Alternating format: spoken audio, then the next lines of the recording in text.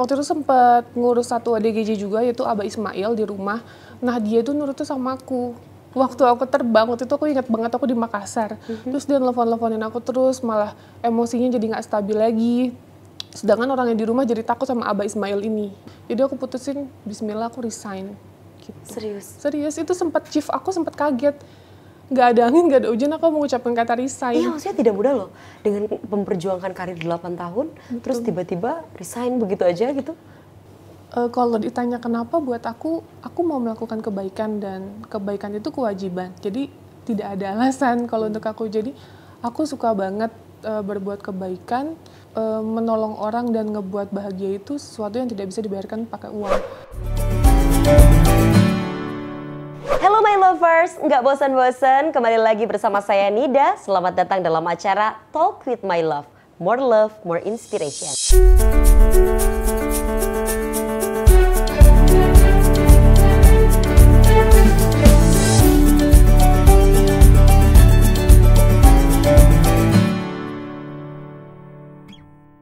Tapi sebelum kita ngobrol sama salah satu bintang tamu kali ini yang kita hadirkan di Talk with My Love, Nida juga selalu ngajakin untuk my lovers dimanapun Anda berada untuk like, comment, share, dan juga subscribe tayangan kali ini ya. Yes my lovers, di episode kali ini My Love akan mengundang bintang tamu perempuan yang saat ini bisa dibilang cukup dikenal ya. Pasti nggak asing nih namanya karena kebaikan-kebaikannya menolong ODGJ atau orang dengan gangguan jiwa. Wow, aduh pasti nggak asing nih untuk My Lovers ya.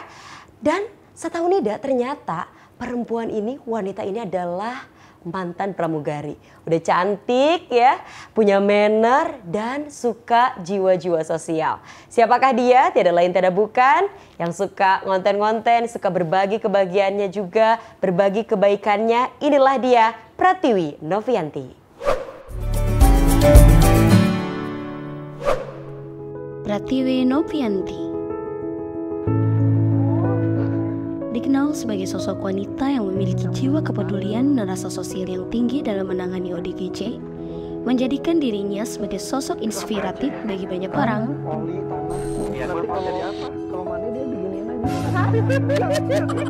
Melepas pekerjaannya sebagai pramugari senior, menjadi keputusan hebat yang ia ambil untuk fokus melanjutkan misi sosialnya. Halo Mbak Novi, selamat datang di Talk with My Love. Silakan boleh duduk. Aduh cantik banget ya, pramugari. Pasti identik dengan kecantikan dan juga keanggunannya. Tapi kali ini terima kasih banyak Mbak Novi sudah hadir di Talk with My Love. Dan sebelum kita ngobrol-ngobrol, silakan Mbak Novi boleh dong sapa-sapa dulu My Lovers yang sudah hadir. Silakan. Halo semuanya. Halo guys. Jadi gimana? Halo, assalamualaikum. Enggak emang karena emang pramugari jadi emang bener-bener kayak manner anggunli gitu ya. Halo semuanya. Kalau saya halo semuanya gitu. Oke baiklah, terima kasih Mbak Novi. Terima kasih. Mbak Novi, bagaimana kabar hari ini? Baik, alhamdulillah. Alhamdulillah. Kalau boleh tahu kegiatannya apa aja nih? Kegiatannya setiap hari bantu orang di jalan. Tuh kan ya, seperti yang kita ketahui ya, banyak sekali kebaikan-kebaikan Mbak Novi yang bisa menjadi inspirasi untuk kita semua. Dimana ODGJ, kadang orang tuh bukan nggak peduli sih ya, kadang jarang banget gitu wanita yang cantik gitu ya, terus memperhatikan sosialnya gitu, memperhatikan orang-orang yang ada di sekitarnya. Kesibukan sekarang apa aja tuh Mbak Novi? Ya kan aku sempat jadi pramugari 8 tahun. Nah setelah resign ya benar-benar aku fokus untuk ngebantu orang di jalan. Jadi setiap hari pagi, siang, sore, malam, bahkan sampai subuh kita pulang kita ngebantu orang. Oh Masya Allah, gitu. Alhamdulillah. Tapi Mbak Novi kalau boleh tahu nih, jadi pramugari itu udah berapa lama dan emang apakah beriringan gitu jadi pramugari sambil nolong orang atau gimana? Ya, jadi aku jadi pramugari 8 tahun kurang lebih. Terus aku sempet unpaid leave, cuti di luar tanggungan karena waktu itu kan Covid ya, 2020. Terus aku putusin aku mau unpaid leave, aku pengen kegiatan sosial. Ngapain? Habis kita bingung kan gitu. Terus ditambah kondisi waktu Covid kan banyak banget orang-orang yang membutuhkan di luar sana gitu. Jadi aku sempat ngelihat suatu yayasan ODGJ di daerah Tasik untuk orang-orang terlantar. Nah dari situlah aku belajar untuk membantu ODGJ, terus memahami ODGJ seperti apa, terus kebutuhan ODGJ itu apa gitu. Itu aku belajar dari situ sih. Oh jadi awalnya itu dari semenjak Mbak Novi jadi pramugari. Emang udah jadi pramugari gitu? Udah 8 Maksudnya tahun. sambil jadi pramugari, sambil beriringan juga membantu Betul. orang. Oh, tapi itu 8 tahun loh. Iya, 8 tahun. Dan terus sekarang tiba-tiba semuanya ditinggalkan gitu? Iya, karena aku nggak bisa balance gitu, itu nggak bisa. Karena waktu itu sempat ngurus satu ODGJ juga, yaitu Aba Ismail di rumah. Nah, dia itu nurutnya sama aku. Waktu aku terbang, waktu itu aku ingat banget aku di Makassar. Terus dia nelfon-nelfonin aku terus, malah emosinya jadi nggak stabil lagi. Sedangkan orang yang di rumah jadi takut sama Aba Ismail ini gitu. Nah, ya udah akhirnya aku yang memutuskan untuk kayaknya aku nggak bisa deh kayak gini. Jadi aku ninggalin orang yang sedang aku lagi rawat, sedangkan aku mencari uang gitu, itu aku nggak bisa balance. Pikirannya jadi kemana-mana. Jadi aku putusin, Bismillah aku resign. Gitu. Serius, itu chief aku sempat kaget. Nggak ada angin, nggak ada hujan, aku mengucapkan kata resign. Iya, maksudnya tidak mudah loh. Dengan memperjuangkan karir 8 tahun, terus tiba-tiba resign begitu aja gitu. Iya, sangat tidak mudah, karena udah zona nyaman. 8 tahun senior flight attendant kan, gitu. Jadi aku mutusin, ya udah, ini insya Allah keputusan aku, karena aku mikirnya bukan cuman dunia aja sih. Kalau kita mikir dunia ya udah jadi pramugari aja, karirnya juga akan tinggi kok gitu. Tapi aku mikir akhirat juga sih. Alhamdulillah. Gitu. Mbak Novi, berbicara tentang historical atau sebelum-sebelumnya nih ya, dari seorang pramugari terus tiba-tiba sekarang terjun di sosial, apakah ada kayak apa? Terus ODGJ ya, maksudnya nggak semua orang bisa menangani ODGJ. Terus ini, apakah ada historical yang bisa berkaitan sama Mbak Novi yang akhirnya Mbak Novi sekarang fokus gitu di ODGJ, itu ada nggak sih kayak psikolog kah atau apa gitu lah? Nggak ada sama sekali. Aku tuh SMK, aku pariwisata perhotelan. Terus aku kuliah tuh ilmu komunikasi. Jadi nggak ada basic soal psikolog. Jadi karena aku menyukai ini, aku tuh belajar memahami. Jadi kayak otodidak aja gitu. Aku terjun langsung, itu buat aku pelajaran hidup yang lebih ngena di kita gitu. Bener-bener otodidak? Bener-bener otodidak. Sudah berjalan berarti sekitar? Agustus 3 tahun. 3 tahun? 3 tahun untuk menjalani ini ya. Betul. Sehari biasanya berapa orang sih yang ditolong? Maksimal kalau kita di luar kota ya, kayak di Jawa Tengah, Jawa Timur, kita bisa 7 satu hari. Ya. Emang paling jauh kemana sih? Riau, paling jauh. Riau. Kita juga pernah ke Lubuk Linggau, Palembang, gitu pernah. Oh iya. Tapi itu paling jauh sih Riau, karena kita naik mobil waktu itu. Sengaja untuk? Karena kan kita mau nanganin orang terlantar yang notabene tidak punya identitas diri. Nah, ini nih, orang yang terlantar, tidak punya identitas diri. Dari mana tahu informasinya? Dari followers.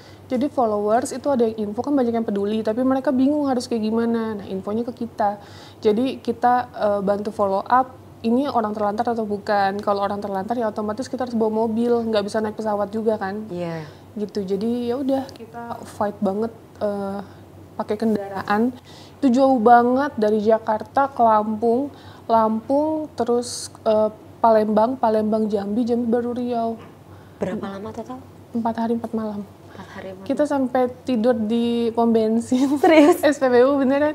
Terus nggak mandi karena waktu itu hotelnya full. Jadi kita dari Palembang nggak ke Jambi langsung ke Riau, kita bablas. Itu kita ganti-gantian supir, aku bawa mobil, terus kameramen aku semua pada gantian ngantuk-ngantuk. Kayak gitu, itu perjuangan sih. Boleh dong cerita kayak gimana? Kenapa tiba-tiba sekarang jadi sambil ngonten juga gitu? Karena buat aku ODGJ tuh orang yang paling membutuhkan bantuan. Kenapa? Karena mereka aja lupa untuk mandi, lupa untuk makan, lupa untuk membersihkan diri. Masa kita yang sehat, kita mengabaikan mereka. Seperti itu. Jadi, tadi total pasien yang sekarang tuh ada 18? Enggak, aku itu anak asuh. Anak asuh? Anak asuh dari ibu ODGJ. Jadi maaf, aku ada orang di jalan, terus yang menginformasikan kayak ini ada ODGJ hamil, aku ambil, ibunya aku ambil juga anaknya. Gitu kan lagi hamil kan, terus sampai dia melahirkan, sampai sekarang anaknya ada yang 4 bulan, ada yang 3 bulan, seperti itu. Berarti total dari awal mula gitu ya, Mbak Novi membantu para ODGJ ini, total berapa penyandang ODGJ sih yang udah dibantu Mbak Novi? Wah, kalau kayaknya banyak banget ya, maksudnya lihat konten-kontennya aja banyak, apalagi sebelum konten gitu loh. Betul, kalau aku pribadi gini, kalau ditanya berapa banyak ODGJ yang udah aku bantu, jujur aku nggak pernah ngitung, bahkan aku kadang suka lupa orang yang aku bantu tuh siapa aja, atau namanya apa aja, karena buat aku selalu tertanam kata-kata mamaku, kebaikan itu nggak boleh diingat, tapi keburukan yang selalu kita ingat. Jadi siapapun yang udah aku bantu, ya udah gitu, ikhlaskan. Tapi nih ya, itu kan konten-konten sosial, tidak lepas dari yang namanya masyarakat. Masyarakat itu begitu luas dengan berapa pandangannya kayak gimana gitu. Apakah ada pandangan-pandangan yang kayak kurang berkenan untuk Mbak Novi atau pandangan banyak apa sih? dong, banyak banget. Itu biasanya kayak gimana tuh? Ya mungkin mereka mikirnya hanya mencari uang, hanya mencari popularitas, hanya mencari nama. Kalau aku pribadi, kita maaf sekali, kita ngerawat ODGJ pun bukan pakai daun, kita pakai uang. Kita bawa ke rumah sakit jiwa, kita bawa ke yayasan, itu semua bayar. Iya. Gitu. Jadi buat aku, di sini niatku, aku pengen banget mengedukasi untuk masyarakat di luar sana, untuk peduli sama ODGJ. Jadi apapun pandangan mereka, aku sih nggak pernah ambil pusing, karena yang tahu niatku itu cuma Allah. Terus bagaimana melawan atau apa yang menghadapi gitu ya orang-orang yang punya pendapat kayak, kan apalagi sekarang nih ya di zaman era-era wah ini konten itu konten. Juga apalagi tadi udah nyari cuan doang, nyari duit doang misalnya kayak gitu. Itu gimana cara Mbak Novi menanggapi mereka? Kalau aku nggak pernah menjelaskan, karena kalau orang udah nggak suka, mau dijelaskan seperti apa ya tidak akan suka gitu. Jadi kita tidak perlu membela diri. Kalau aku pribadi sih lebih menunjukkan apa yang aku lakukan itu sampai tuntas dan insya Allah tulus.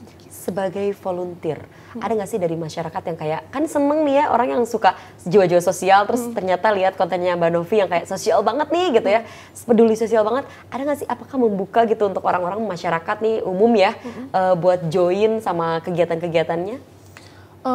Untuk saat ini sih paling cuman kayak informan, terus atau kayak bantuin kita pada saat di jalan kita mandiin ODGJ, kan kita suka bersihin tuh rambutnya, bajunya kita buang dan lain-lain, itu kan suka kotor banget. Nah mungkin dia bisa berkolaborasi membantu itu.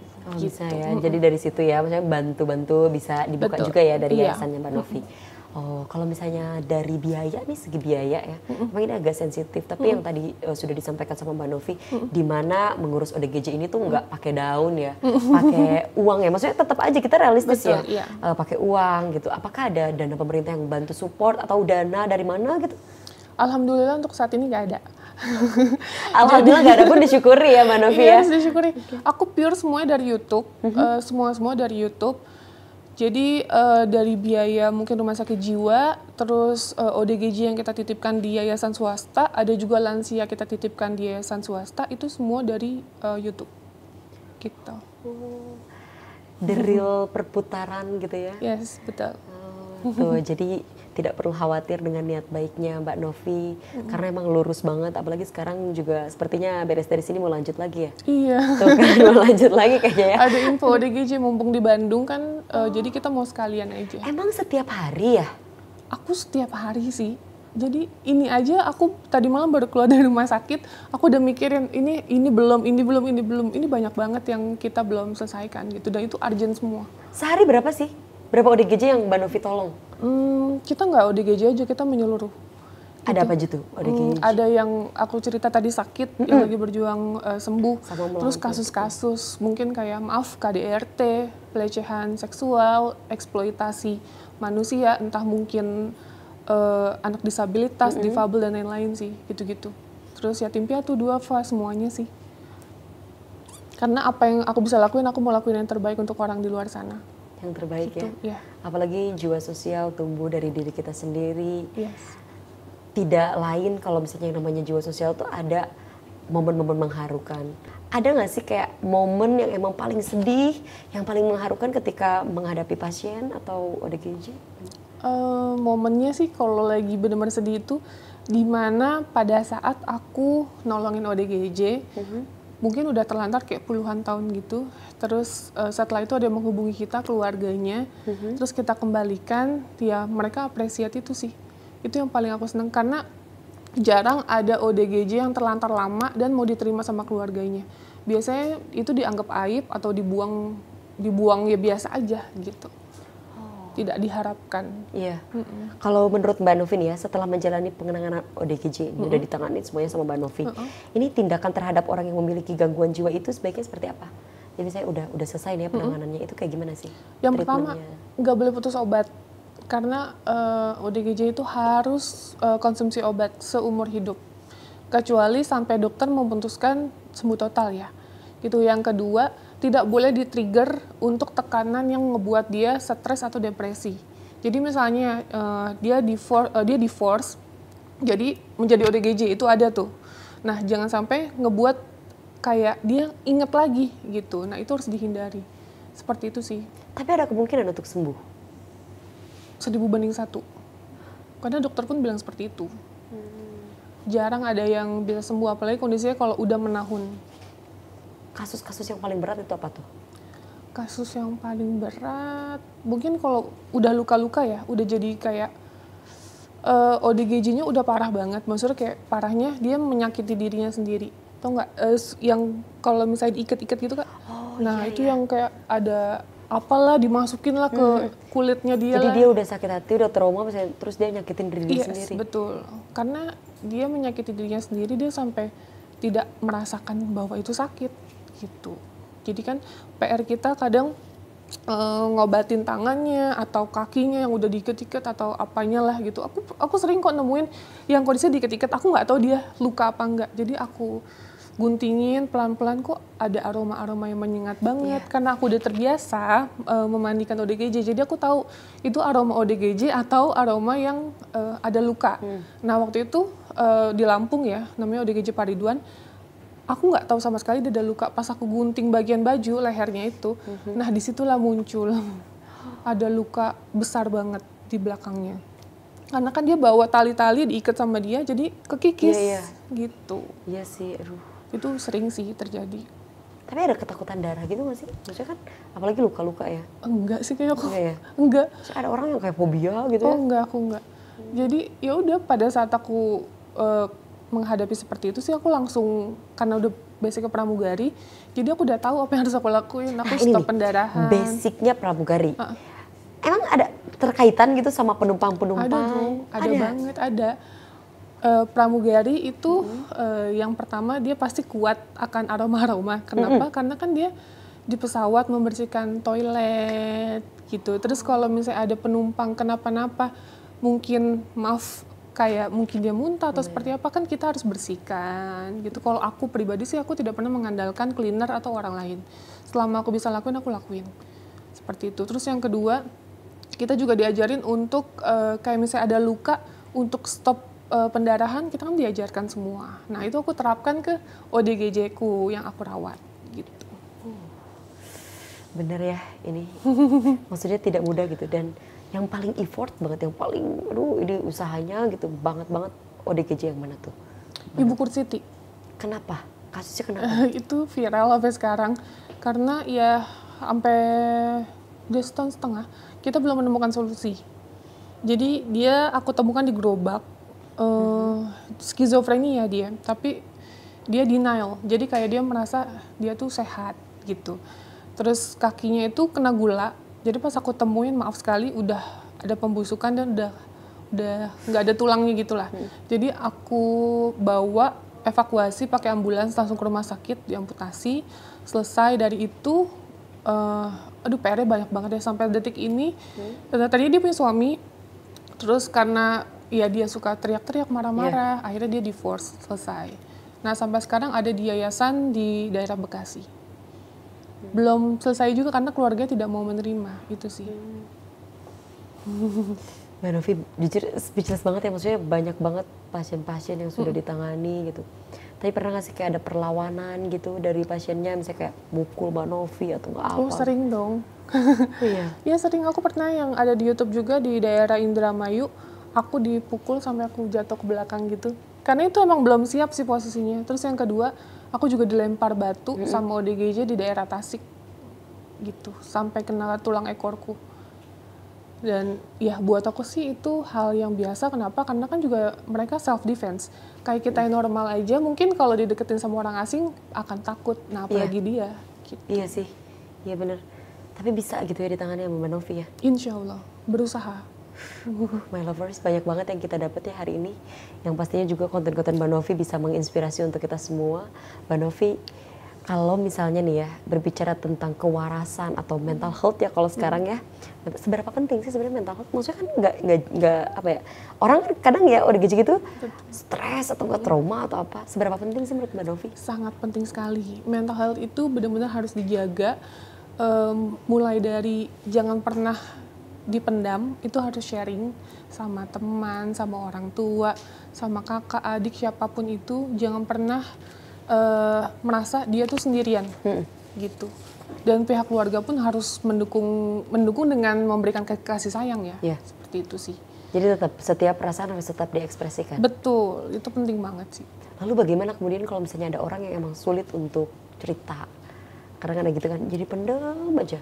Ya kalau dia nggak percaya sama seseorang, dia bisa ke psikolog sih kalau untuk aku. Tetap Jangan pernah malu untuk ke psikolog, karena buat aku ke psikolog itu hal yang wajar. Karena aku melakukan itu. Gitu. Semua orang buat aku sih harus melakukan itu. Yang paling penting emang maksudnya terjadinya ODGJ itu gara-gara apa sih kebanyakan? Tekanan hidup. Mungkin tekanan hidup yang dia rasakan, dia pendam, jadinya nggak ketahan, langsung ngeblank, bisa lupa dengan seketika. Lost gitu ya? Ya. Gitu. Alasannya Mbak Novi kenapa? Kenapa maksudnya mau menangani orang-orang sakit? Gitu, kenapa sih? Kalau ditanya kenapa, buat aku mau melakukan kebaikan, dan kebaikan itu kewajiban. Jadi tidak ada alasan kalau untuk aku. Jadi aku suka banget berbuat kebaikan karena apa ya? Menolong orang dan ngebuat bahagia itu sesuatu yang tidak bisa dibayarkan pakai uang. Makanya dulu sebelum aku nge-YouTube pun aku sudah melakukan hal tersebut sih. Tuh, my lovers. Jadi tetap ya tujuannya menolong orang, kebaikan itu ya satu gitu ya, karena emang senang, terus juga menjadi nilai ibadah gitu ya. Betul. Jadi nilai ibadah. Mbak Novi boleh dong kasih pesan-pesan untuk my lovers yang masih hadir di sini, pesan-pesan dari Mbak Novi, terus juga kayak motivasi apalagi untuk menjaga mental health itu ya. Oke. Kalau untuk aku sih untuk mengedukasi ya, untuk yang nonton tayangan ini selalu peduli dengan orang-orang sekitar, khususnya ODGJ yang terlantar. Jangan pernah diabaikan, jangan pernah dikasarin. Mereka tuh butuh bantuan kita. Kalau emang kita tidak berani, kita bisa melaporkan ke dinas sosial atau ke instansi yang terkait gitu. Mungkin lurah, Pak RT untuk membantu ODGJ tersebut, karena mereka butuh bantuan kita mendapatkan tempat yang lebih layak. Seperti itu sih. Nah, itu dia my lovers ya. Jadi tetap pada akhirnya bukan hanya Mbak Novi sendiri, karena tetap kita juga maksudnya kita hidup bersosialisasi. Yes. Kalau misalnya ternyata di lingkungan kita ada yang butuh bantuan, tetap kita harus bantu juga ya. Betul, Mbak Novi ya. Kesadaran kita. Terima sih. kasih. Nah itulah dia kesadaran dan juga menstabilkan kewarasannya kan. Itu ya yang paling penting adalah menjaga itu ya. Iya betul. Menjaga. Terima kasih Mbak Novi. Terima kasih banyak. Dan setelah tadi kita sharing-sharing bareng sama Mbak Novi ya, banyak sekali kisah-kisah yang bisa kita dapat. Apalagi dengan latar belakang Mbak Novi yang awalnya pramugari gitu ya. Terus tiba-tiba menangani orang sakit, maksudnya dari pelayanan, sama-sama pelayanan sih ya, gitu, sama-sama pelayanan. Cuman kalau misalnya pramugari kan lebih kayak manner, cantik gitu ya, maksudnya benar-benar tertata gitu dari atas sampai bawah gitu. Betul. Tapi Mbak Novi memilih jalan ini gitu akhirnya ya. Baiklah, selanjutnya setelah kita ngobrol-ngobrol kita akan bermain Pillow Truth. Nah ini tuh kalau misalnya Mbak Novi dapat pillow ini, dapat bantal ini, Mbak Novi harus jawab dengan jujur. Oh, ya, Oke, silakan bantalnya. Oke, bantalnya, dan kita akan spin dulu pertanyaannya kira-kira tentang apa yang akan ditanyakan untuk Mbak Novi. Ya, siap. Kita akan spin dulu 3, 2, 1. Oke, tentang keuangan. Mbak Novi, kalau boleh tahu lebih boros dan loyal untuk beli apa? Makeup atau skincare, makanan, baju atau apa tuh? Biasanya kayak self reward mungkin. Self reward, aku sih malah enggak. Aku nggak ada self reward sama sekali. Serius. Terus boros? Serius, maksudnya menghabiskan uang untuk buat apa tuh? Aku ini bener-bener real ya, aku ngomong, aku nggak pernah beli baju. Baju ini aku nge-vlog kayak ini aja. Aku bener-bener setiap bulan aku fokus untuk anak asuh aku. Aku lebih prefer ke susu, popok, kebutuhan anak-anak aku. Jadi aku nggak pernah beli barang-barang mewah, itu nggak pernah. Itu artinya my lovers yang nonton konten-kontennya Mbak Novi bantu buat naik, dapat penghasilan dari YouTube sama dengan ya membantu ODGJ yang dirawat sama Mbak Novi. Alhamdulillah. Boleh satu lagi ya Mbak Novi ya? Ya boleh. Satu pertanyaan terakhir. Oke. Boleh kita akan lihat tentang apakah tentang masa lalu ya? Tentang masa lalu. Oke, kita spin dari sekarang. 1, 2, 3. Tentang pekerjaan. Tentang pekerjaan, Mbak Novi, untuk 5 tahun ke depan ada nggak sih harapan mengenai pekerjaan Mbak Novi? Kalau untuk pekerjaan aku nggak tahu YouTube ini akan bertahan berapa lama. Tapi aku akan tetap melakukan kebaikan walaupun nggak pakai kamera gitu, walaupun nggak dilihat sama orang, karena aku akan konsisten sampai Allah manggil aku. Kebaikan ini ya. Aku pengen nangis ya. ini maksudnya Dinda aja nggak menyaksikan langsung ya, belum pernah menyaksikan langsung Mbak Novi menangani ODGJ-nya gitu. Hanya via virtual saja, hanya via video saja gitu. Yang diceritakan saja memang karena cerita dari hati, sampainya juga sampai hati. Terima kasih Mbak Novi. Seorang Mbak Novi ini mencerminkan My Love, the story of legend, di mana sesosok yang legendaris dan juga inspiratif. Sebagai bentuk apresiasi dan juga kenang-kenangan, kita akan berikan koleksi My Love untuk Mbak Novi. Oke, Mbak Novi, semoga bermanfaat dan juga menjadi kenang-kenangan ya. Terima kasih. Iya, silakan boleh kembali duduk Mbak Novi. Mbak Novi, untuk koleksi yang My Love ini selain bahannya ada, banyak katunnya juga dan menyerap keringat. Semoga bisa bermanfaat ya Mbak Novi ya, menemani hari-harinya dan juga bisa menemani istirahat Mbak Novi lebih nyenyak. Amin. Aduh, alhamdulillah tidak terasa nih My Lovers, kita sudah berbincang-bincang, sudah sharing banyak sekali cerita yang bisa kita dapat hari ini, dan semoga apa yang disampaikan oleh Mbak Novi juga tadi bisa menjadi inspirasi untuk kita semua. Terima kasih Mbak Novi, Nida ucapkan sudah hadir pada kesempatan kali ini di Talk with My Love, more inspiration, dan juga Nida mengucapin terima kasih untuk para My Lovers yang sudah stay tune dan juga nonton sampai akhir ini. Tidak lupa untuk like, comment, share, dan juga subscribe tayangan ini. Sampai bertemu lagi di kisah-kisah selanjutnya yang sangat menginspiratif. Talk with My Love, more inspiration.